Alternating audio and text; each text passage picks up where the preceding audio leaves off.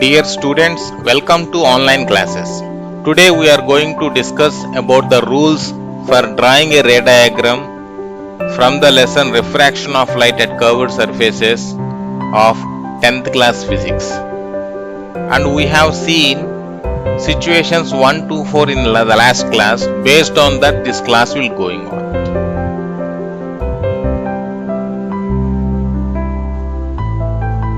So when the object is placed on one side of the lens, select a point on the object placed at a point on the principal axis and draw two rays that were chosen by you from rays mentioned in situation 1 to 4. So we have 4 types of rays here. We need to select any of 2 for image and extend both rays to intersect at a point. This point gives the position of the image. And draw a normal from the point of intersection to the principal axis. That will give you the size of the image. And for our convenience, let us take the situations 1 to 4 as ray 1, 2, 3, 4. Ray 1 means it is the ray passing along the principal axis, and ray 2 means it is the ray passing through optic center. Ray 3 represents the ray passing parallel to the principal axis. Ray 4 represents the ray passing through the focus. So for the formation of image, we need to select any of the 2 rays from the point which is kept on the principal axis. Case 1. When the object is placed beyond the center of curvature on the principal axis. Let us take convex lens and have an optic center, centers of curvature C1 and C2, foci F1 and F2, and draw a principal axis along these 5 points. Now object is placed beyond the center of curvature. Let us have an object of candle which is placed beyond C2, and that is the object placed on the principal axis.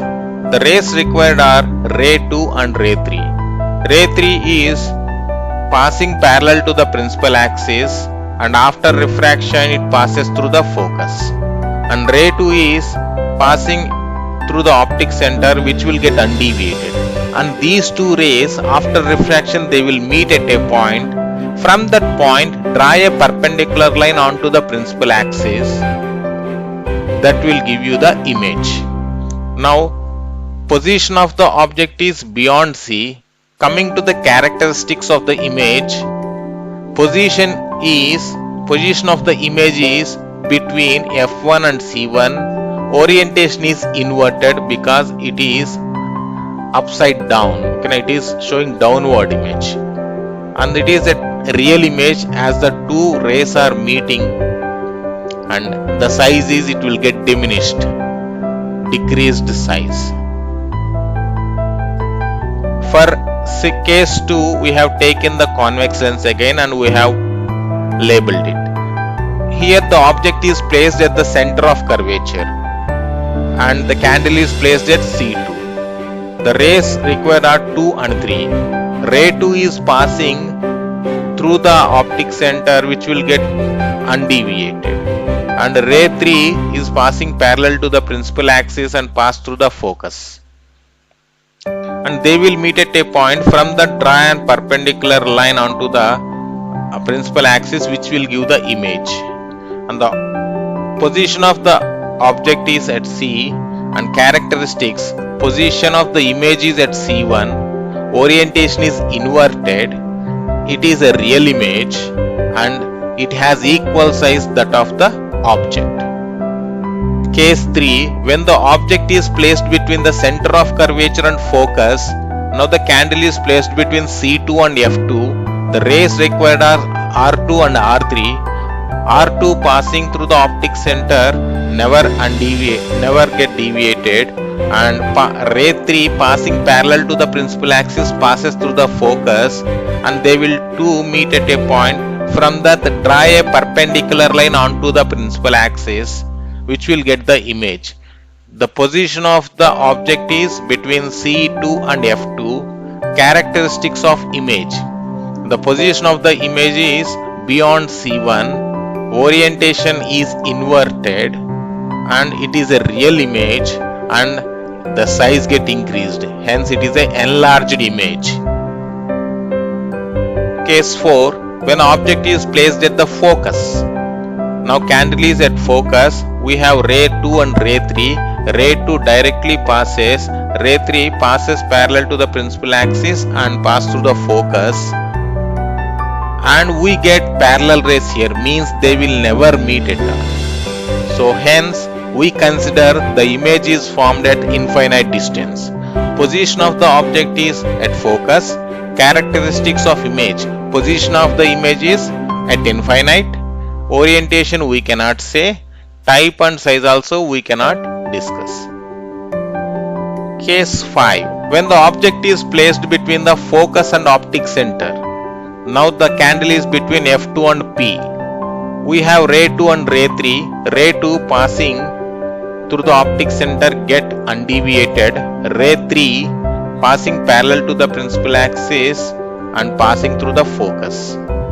Now the rays are showing they are split away. They are going away one another.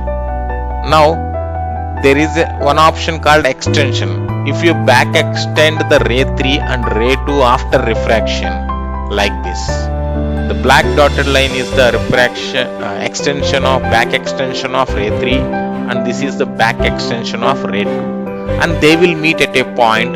From that draw a perpendicular line onto the principal axis, that will give you the image. Position of the object is between F2 and P. Characteristic of image. Position of the image is between C2 and F2 on the same side where the object is placed. Orientation is erected, hence it is a virtual image because back extended lines are meeting and size get enlarged. Case 6. When the object is placed at infinite distance. Now when the source is at infinite distance, the rays coming from them are parallel to each other. Now we have taken R3s. It will pass through the focus. We have taken one more parallel ray. It also pass through focus, and all the parallel rays which are parallel to the principal axis, they all pass through the focus. Hence image is formed at focus. And characteristics of image. Position of the image is F1. Orientation we cannot say because it is a real image but point image.